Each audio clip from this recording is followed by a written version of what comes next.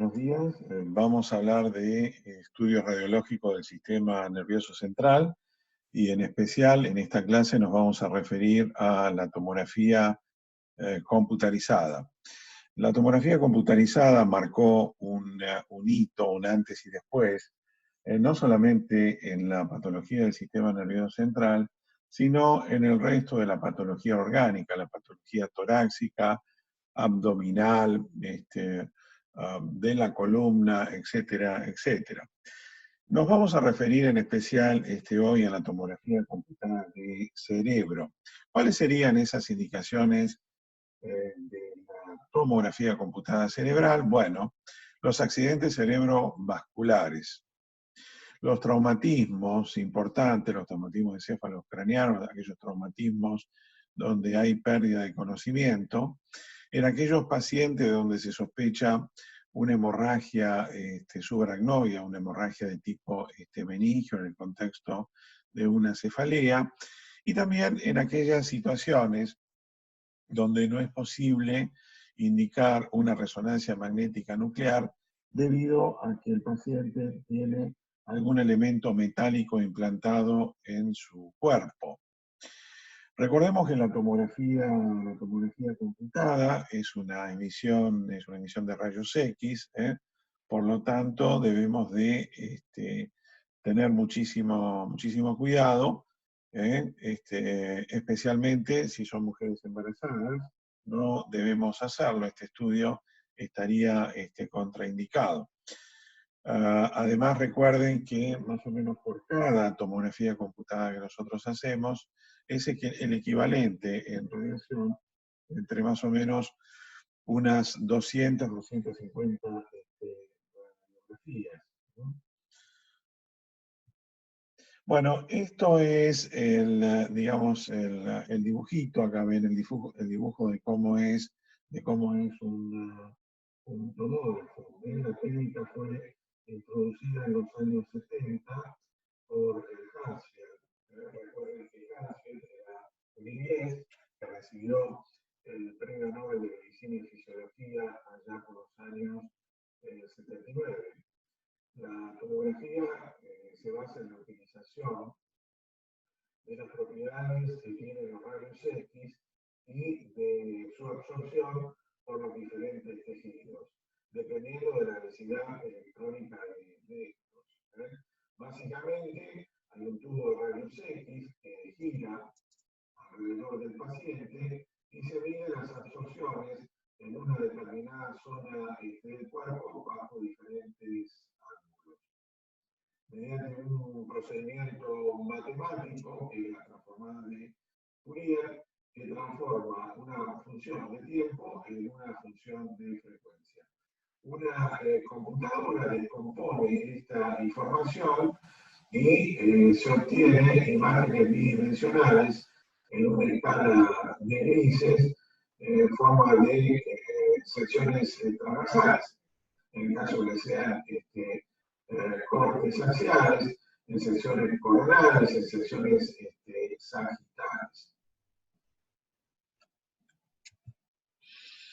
Bueno, con el tomógrafo entonces podemos medir diferentes unidades de atenuación que llaman unidades Hansfield. Por ejemplo, el aire es negativo, es de 1000 unidades negativas Hansfield, el agua es de 0, el hueso es de 1000 unidades positivas Hansfield y la sangre de 10 a 45. Mediante un cursor, se delimita con un cursor, se proyecta un cursor, es una crucecita que les permite a través de el aparato saber digamos, el coeficiente de absorción que tiene esa lesión y podemos identificar diferentes estructuras, o sangre, o líquido, pus, etcétera, etcétera. Bueno, vamos a hacer un poquitito un repaso anatómico. Esta es una tomografía computada. No es todavía una tomografía computada de cerebro, ya que no estamos en el sistema nervioso central. Esto es un corte axial. Este es el lado derecho del paciente, este es el lado izquierdo. Repasemos algunas estructuras anatómicas del mismo. Bueno, acá tenemos parte de los senos maxilares, el seno maxilar derecho, el seno maxilar izquierdo. Acá vemos el tabique nasal, acá vemos los cornetes, acá vemos la comunicación de los senos maxilares con el resto de las fosas nasales. Esto que vemos acá es algo relativamente frecuente, no es nada malo, no es un tumor, se llama quiste de retención mucosa. Muchas veces aparece en pacientes que han tenido sinusitis o pacientes que tienen alguna inflamación atópica de los senos paranasales. Todo lo que es la arcada cigomática, acá vemos la parte ascendente, digamos lo que es el maxilar superior. Acá, vean ustedes, ven parte del pabellón auricular. Esto es el canal medular. Esto es el espacio que hay detrás en el camon, en la parte de atrás, que está en contacto con la parte aérea de las fosas nasales, lo que sería la rinofaringe. Vean estas estructuras, que son estructuras musculares, estructuras grasas. Incluso podemos ver acá la piel. Esta es una ventana ósea. Esta es una ventana ósea. Esta ventana es muy útil. Vean que no vemos una demasiada definición de las partes blandas, sí, pero importante definición de las estructuras óseas. Es muy útil si uno tiene un traumatismo de cráneo, evaluar si hay alguna fisura o fractura que a veces en una radiología convencional no llegan a verse. Bueno, acá ya sí nos vamos metiendo, es un corte mucho más alto. Acá vemos los globos oculares, globo ocular del lado derecho, globo ocular del lado izquierdo. Acá vemos parte del etmoides, la órbita, la pared externa de la órbita, la pared interna de la órbita. Esto que ven acá es el nervio óptico. Acá vemos otro nervio óptico. Incluso podemos ver parte de los músculos oculomotores. Esto es el motor ocular interno. Motor ocular interno, motor ocular externo. Acá vemos todo lo que es el peñasco. Acá vemos el peñasco. Acá vemos el conducto auditivo externo. No se ve en forma simétrica porque está un poquitito rotada en la cabeza del paciente. Acá vemos la mastoides, normalmente tiene que tener neumatización, la mastoides. Y acá vemos parte de la parte posterior del cráneo. Aquí tenemos el cerebelo. El cerebelo, el hemisferio derecho, el hemisferio izquierdo, el vérmix en la parte central. Hagamos la cisterna magna. Esta porción del tronco cerebral es la porción más inferior, que es el bulbo. Recuerden que el bulbo conecta lo que es la médula espinal a la protuberancia, el puente de Barolio. Acá podemos también empezar a vislumbrar lo que es el lóbulo temporal. Bueno, seguimos subiendo un poquitito más. Bueno, acá vemos entonces la cavidad orbitaria. La cavidad orbitaria, estamos un poquitito más arriba. Las celdillas etmoidales, el lóbulo temporal. Acá vemos parte del peñasco, cerebelo. Y acá estamos en una porción un poquitito más alta, que es la protuberancia o puente de Barolio. Vemos el tejido celular subcutáneo, la piel, y parte del tejido muscular a nivel occipital. Vean acá, se puede también visualizar parte del nervio óptico. Y acá tenemos la hendidura esfenoidal. Seguimos subiendo. Bien, estamos en un corte mucho más alto. Acá empezamos a visualizar lo que es la silla turca, el lóbulo temporal, peñasco, cerebelo. Acá estamos en el puente, un poquitito más alto. Y esto que ven acá es la arteria basilar. Recuerden que la arteria basilar se forma de la unión de las dos vertebrales que son ramas de la subclavia. La arteria basilar va a ascender y va a formar las arterias cerebrales posteriores. Seguimos subiendo. Este es el techo de la órbita. Vean que aquí ya no se ve la órbita. Esto lo compone el techo de la órbita. Esto es aire, esto es normal, son los senos frontales. La neumatización de los senos frontales. Parte de lo que es el lóbulo frontal, la parte inferior del lóbulo frontal, el lóbulo temporal, el peñasco. Acá vemos el cerebelo, el cuarto ventrículo, la protuberancia y la arteria basilar.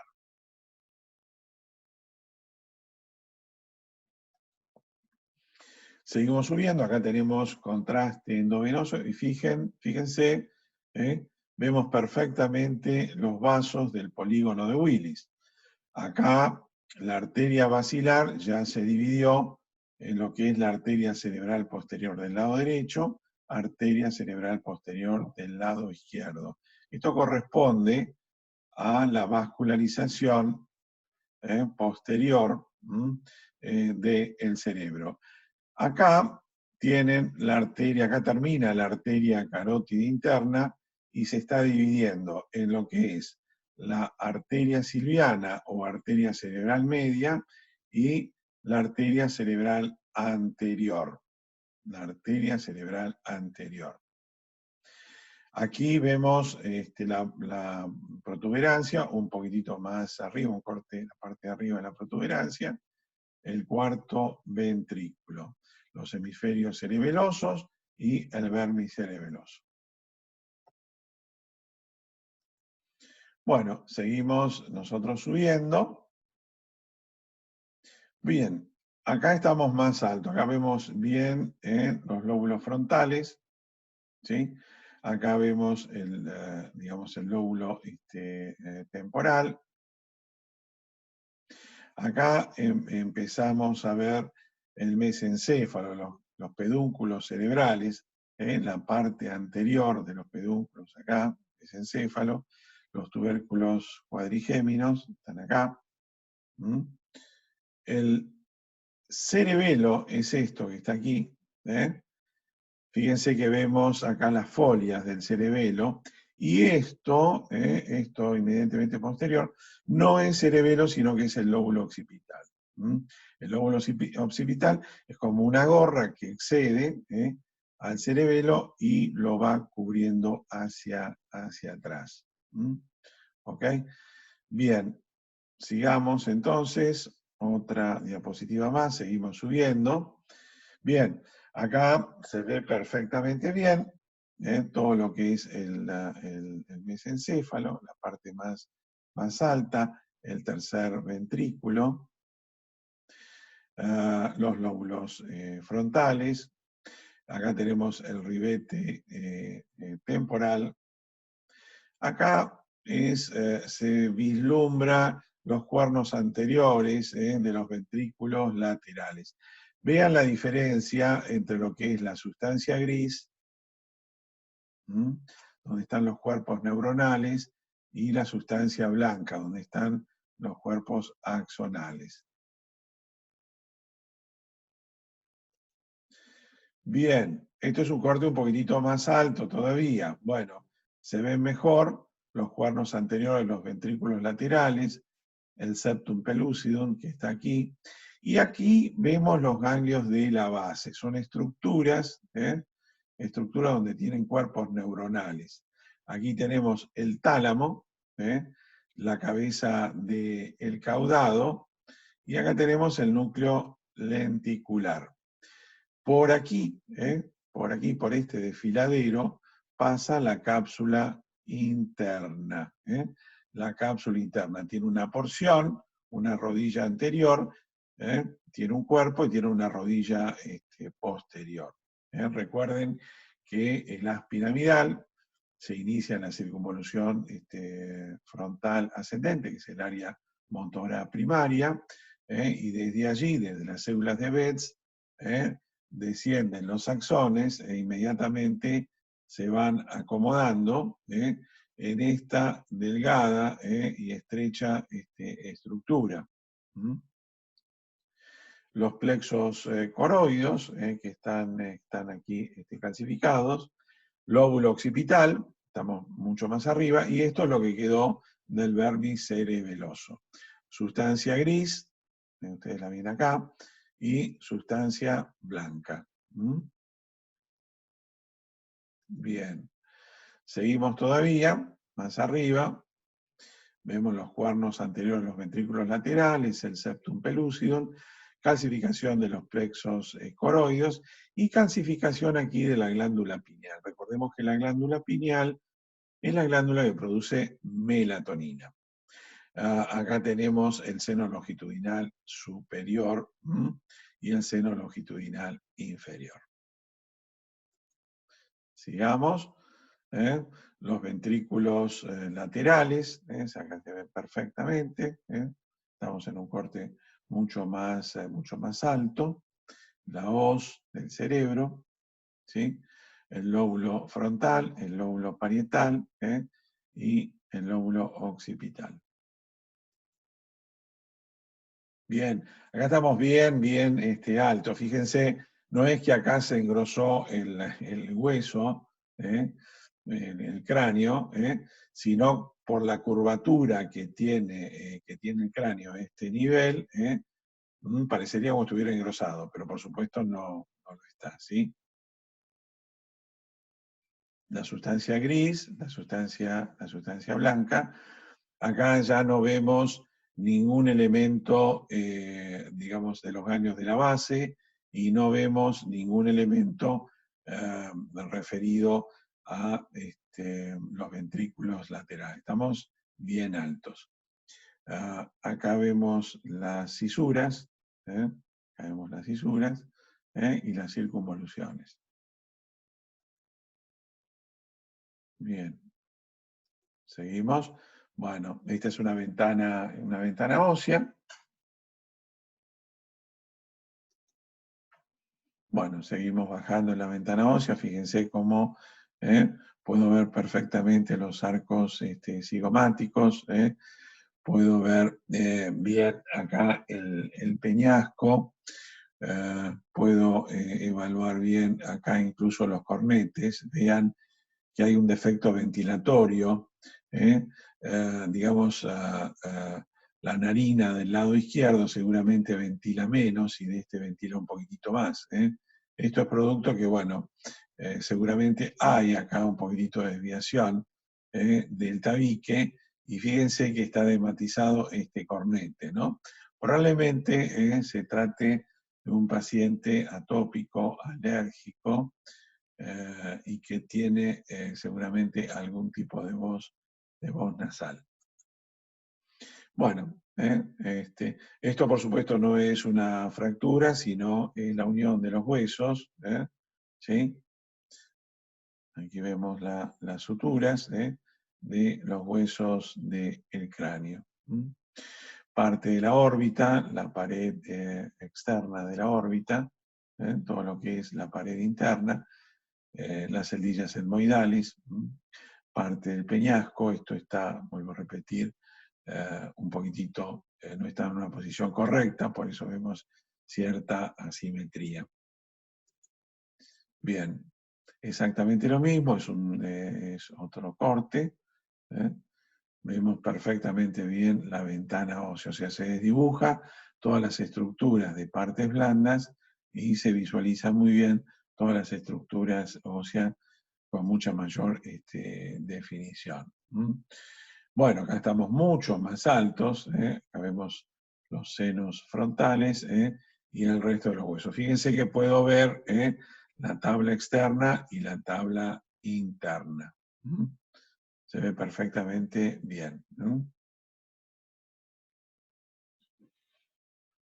También esto es útil para evaluar imágenes de metástasis, ¿no? Cuando hay metástasis a nivel de la calota, tanto metástasis que son líticas o metástasis que son blásticas, se ven muy bien con esta técnica. Bueno, exactamente lo mismo allí. Bueno, aquí tienen otra más. Otra más.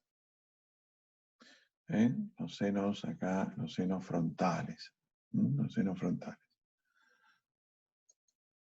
Bueno, esto no es un corte axial, sino que es un corte coronal. Como si estuvieran haciendo cortes de la cara desde adelante hacia atrás en sentido vertical. Acá ven la pared superior, la pared inferior, la pared interna y la pared externa de la órbita. Se ven bien acá los globos oculares, el tabique nasal, los cornetes, los senos maxilares, los senos etmoidales, se ven perfectamente bien. Tal vez haya cierta hipertrofia acá de los cornetes. Bien, nuevamente, exactamente igual, un poquitito más hacia atrás. Bien. Vamos a ver entonces patologías. Bueno, cuando tenemos un traumatismo de cráneo, bueno, podemos tener diferentes lesiones, tanto a nivel óseo como a nivel intraparenquimatoso. Bueno, vamos a empezar a ver de una manera un poquitito resumida y rápida algunas de estas lesiones. Bueno, esta es una tomografía axial computada de cerebro con ventana ósea. Y vean ustedes, este paciente, esto no es una sutura, acá tiene una solución de continuidad, tiene una fractura de cráneo a nivel del hueso parietal. Es una fractura bastante importante, incluso hay acá un pequeño hematoma, vean ustedes, vean la diferencia de este sector de partes blandas con respecto a esto, ¿no? ¿Sí? Hay un pequeño acá, se llama cefalohematoma, es un chichón, y esto tiene una fractura de cráneo. El golpe ha sido en este sentido. Bueno, acá tenemos un hematoma de tipo epidural. ¿Sí? Es un hematoma que se encuentra adentro del cráneo, pero no está digamos, localizado a nivel cerebral. ¿Sí? Este hematoma epidural se encuentra entre el hueso y la dura madre. Esto tiene una densidad de sangre, es una densidad de sangre, por lo tanto está más o menos entre 40 y 60 unidades Hansfield. ¿Sí? Entonces está entre el hueso y la dura madre. Por eso tiene ese aspecto de biconvexo. Es convexo hacia afuera y es convexo hacia adentro. Fíjense cómo desplaza entonces, en este caso al lóbulo frontal, lo desplaza, ocupa un lugar adentro del cráneo. También este paciente tiene cefalohematomas. También tiene sangre por fuera, tiene acá, esto es densidad sangre de un lado y otro.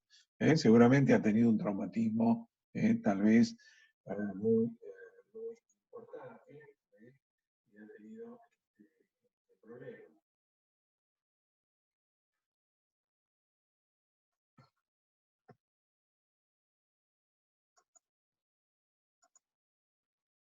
Acá tenemos otro hematoma epidural, es convexo hacia afuera, convexo hacia adentro. Seguramente está en un tiempo de evolución más posterior que al otro. Vean que ya no tiene esa densidad tan sangre, seguramente ha habido una reabsorción del mismo. Tiene efecto de masa, ¿eh? Tiene efecto de masa, tiene cierto colapso acá de los ventrículos laterales, tanto del cuerno superior como del cuerno inferior. Esto aumenta entonces la presión intracraniana. Bien, acá tenemos un hematoma de tipo subdural. Este es un hematoma diferente al anterior, es un hematoma de tipo subdural. Vean que es convexo hacia afuera y cóncavo hacia adentro. Esto es sangre que se encuentra por debajo de la dura madre. Por debajo de la dura madre. Por lo tanto, adopta esta forma. Bien, esto en general, este tipo de hematomas, puede darse en traumatismos de cráneo. A veces son traumatismos de cráneo que el paciente no los refiere o no los recuerda. Y eso se ve especialmente en pacientes añosos, donde hay cierto grado de atrofia cerebral. ¿eh? Por lo tanto, quedan tensas los pequeños vasos que están entre la dura madre y el cerebro. Entonces, a veces, digamos, traumatismos mínimos pueden lesionar esos vasos y dar lugar a este hematoma subdural. Es un hematoma, en este caso, que no es demasiado grande, es pequeño. Bueno, acá tenemos otro hematoma subdural, es diferente, es mucho más grande, ¿sí? Fíjense que, digamos, colapsa parte de los ventrículos laterales, el cuerno anterior, el cuerno posterior. Este hematoma, evidentemente, de tipo quirúrgico, ¿sí? Ocupa un espacio en el interior del cráneo, aumentando la presión intracraniana. Bueno, esto se trata de otro paciente. Fíjense que tiene cierto grado de atrofia cerebral. Los surcos son más prominentes, las circunvoluciones son más pequeñitas, hay atrofia. Y acá tenemos una imagen de convexidad hacia afuera y concavidad hacia adentro. Imagen típica entonces de un hematoma subdural.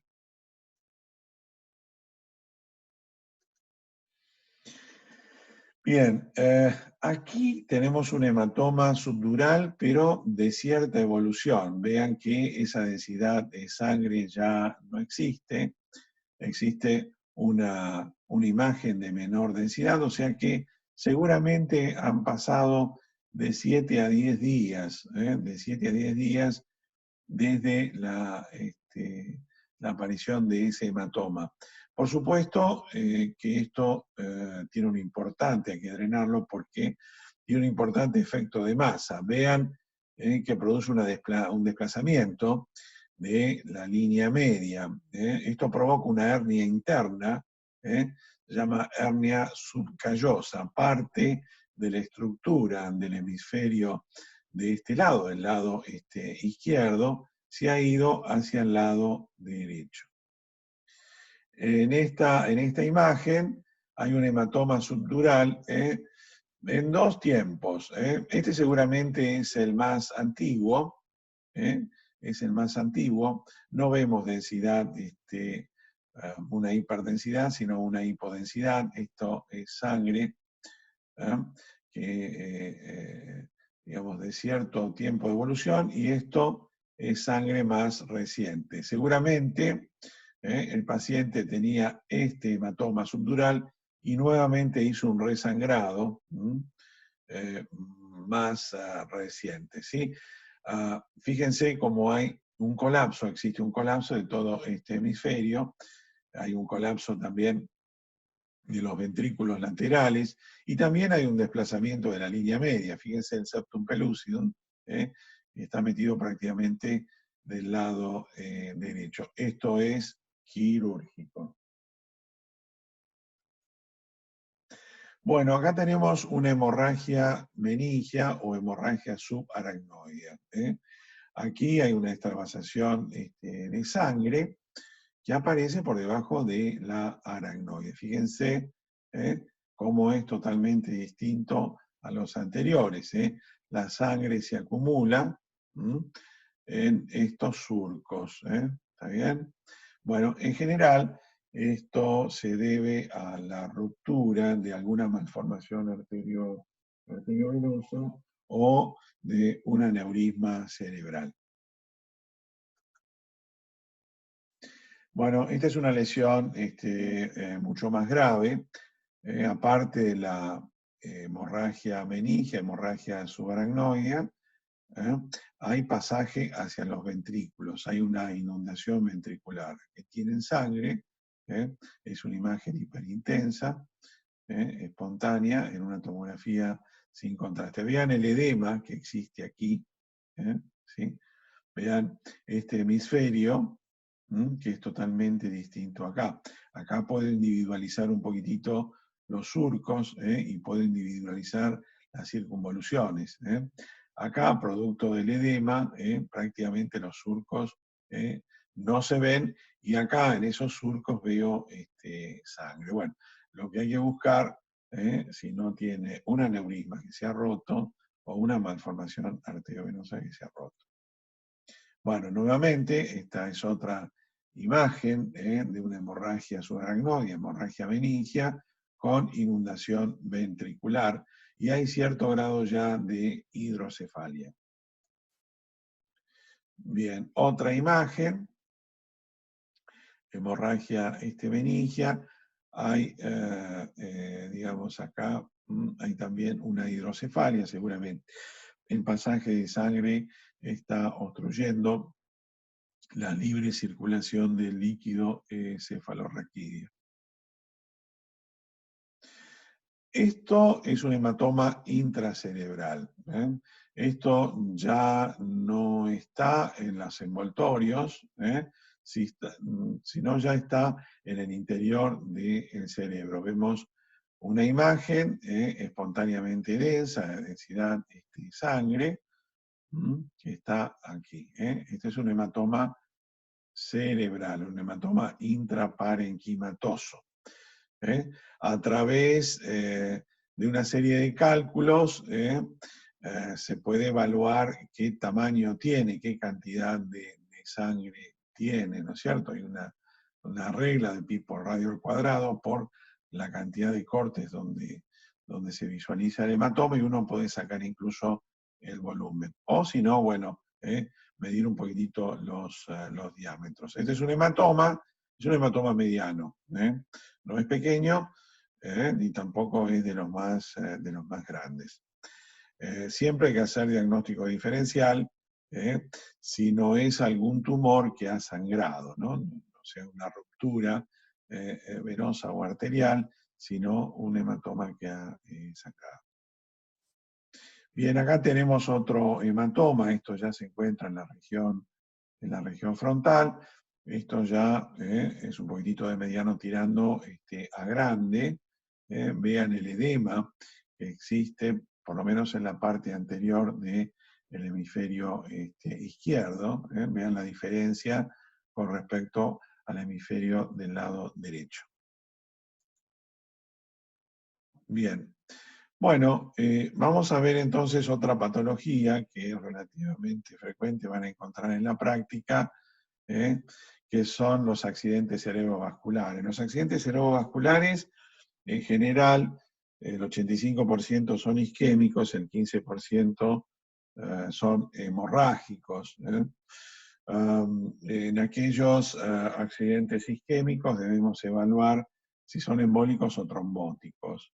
En general, aquellas áreas que tienen más de 2,5 centímetros de diámetro, generalmente son focos que aparecen a través o se producen por una embolia. Esa embolia puede venir del corazón, en el caso de que sea tal vez un paciente fibrilado, tenga coágulos y tenga coágulos en la aurícula, en la orejuela de la aurícula izquierda. Y puede ser una fuente embolígena perfecta. ¿eh? En general, esos coágulos pueden viajar a toda la circulación. Pueden ir al cerebro y en general dar un infarto en el territorio de la arteria silviana, o bueno, pueden ir a los miembros inferiores, pueden ir al intestino, puede ir al hígado, al vaso, en el contexto de una fibrilación auricular con la presencia de trombos. Bueno, acá vemos una fase hiperaguda de un accidente cerebrovascular. La tomografía es el primer estudio que debe efectuarse en un paciente con un ACV. Ahí podemos diferenciar dos grandes grupos de pacientes, aquellos que son isquémicos y aquellos que son hemorrágicos. Bueno, acá no vemos ninguna hemorragia, no vemos ninguna imagen parecida a la anterior. Sí vemos una diferencia, una asimetría. Vean ustedes este hemisferio. Puedo ver un poquitito las circunvoluciones, puedo ver acá las fisuras, los surcos, y fíjense acá no lo puedo ver, ¿sí? Hay una hipodensidad aquí, hay cierto colapso, esto es algo reciente, entonces, de un infarto, y la verdad es un infarto cerebral bastante extenso, compromete toda esta zona, ¿sí? Esta es la primera imagen que muchas veces puedo ver. Vean ustedes que después de 48 horas tienen una hipodensidad marcada, fronto parietal muy extensa.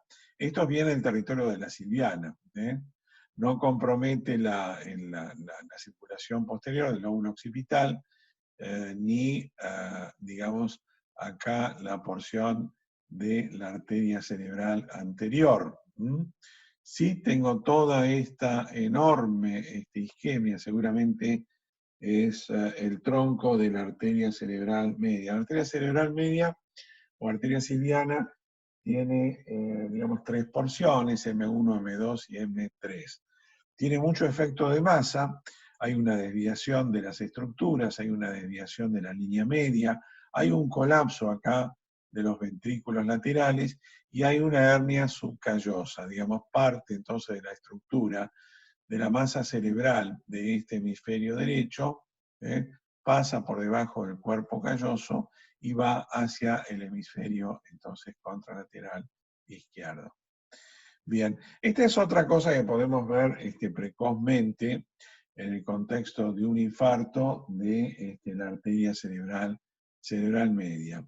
Vean ustedes, se ve perfectamente acá, esta es la arteria cerebral media, y en esta partecita vemos una imagen de mayor densidad. Se trata de un coágulo metido, es un coágulo, acá en la arteria cerebral media. Esto se llama signo de la cuerda. Signo de la cuerda. Esto se ve cuando es un infarto, entonces en el territorio silviano.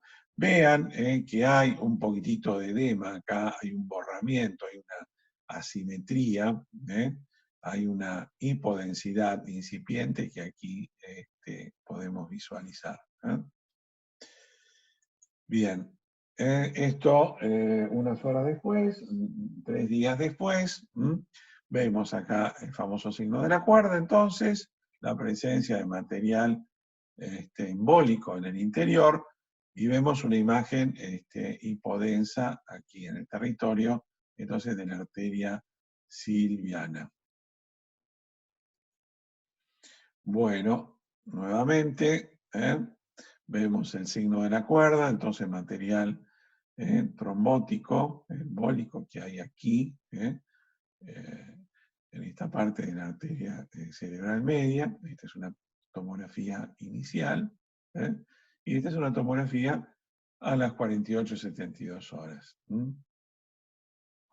Esto es mucho más precoz, otro es mucho más tardío. Bueno, esto es un accidente cerebrovascular hemorrágico, intraparenquimatoso, pero se encuentra a nivel de la cápsula. Recordemos, acá tenemos los ganglios de la base, el tálamo, la cabeza del caudado, acá tenemos el globo pálido, putamen, y tenemos esta imagen espontáneamente hiperintensa en el territorio de la cápsula interna. En general, esta imagen es muy característica de los accidentes cerebrovasculares hipertensivos. Es la arteria lentículo estriada.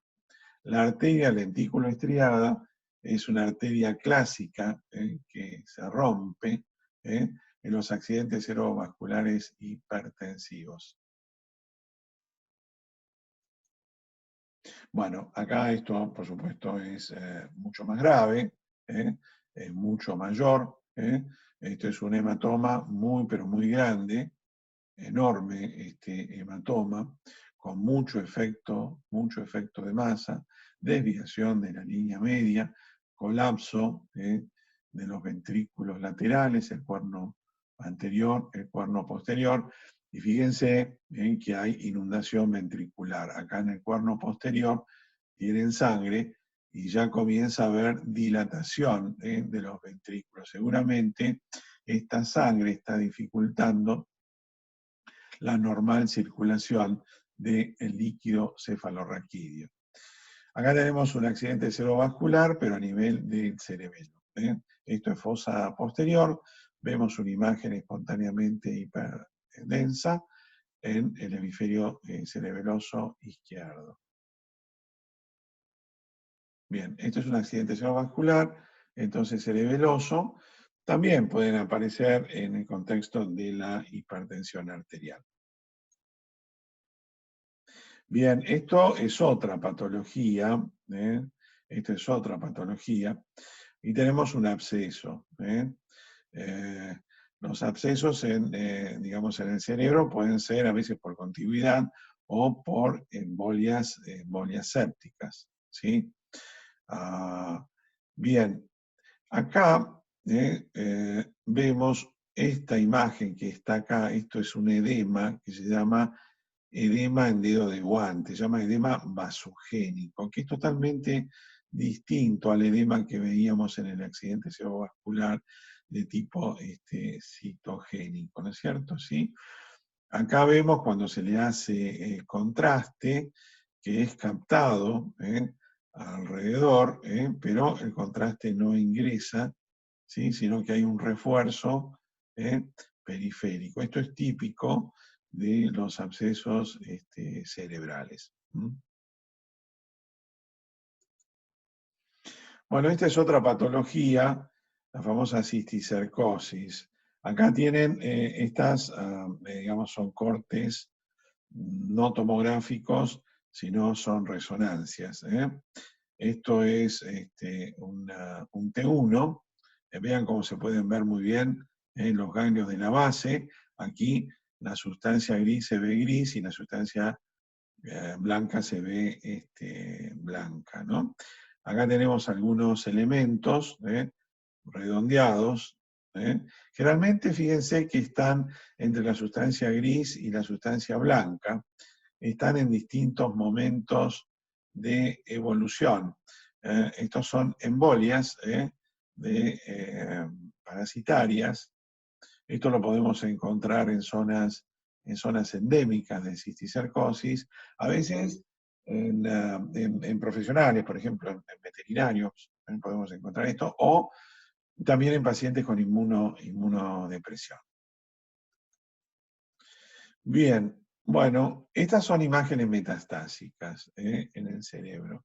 Vean, aquí son imágenes que realzan con el contraste, debido a que los tumores son muy vascularizados.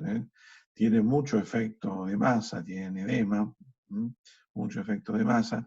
Vemos imágenes acá múltiples metastásicas. En general, cuando uno tiene metástasis intraparenquimatosa en el cerebro, vamos a buscar si es un hombre pulmón, si es una mujer en primera instancia mama, si es fumadora también vamos a buscar pulmón. Pero bueno, pueden venir también estas imágenes metastásicas también de otros órganos, pero digamos esos son los más frecuentes. Bien, esto es otro tumor que no es un tumor intracerebral, sino que es un tumor de las meninges, el meningioma. El meningioma en general es espontáneamente hiperintenso, son tumores que aparecen más o menos a partir de los 40 años, ¿sí? A veces son muy pequeñitos, en este caso es importante, y fíjense cómo desplaza al cerebro, desplaza las estructuras del sistema nervioso central. Por supuesto, bueno, acá tiene cierto también efecto de masa. Bueno, ¿no? Meningioma. Es la neoplasia, digamos, extraxial más frecuente. Bueno, esta es una resonancia. Es una resonancia donde se ve bien su origen a nivel de las meninges. Vean cómo desplaza, no lo invade. Vean cómo desplaza parte de este hemisferio. Bueno, llegamos hasta aquí. Seguiremos el año próximo. Bueno, cualquier duda al respecto nos avisan. Gracias.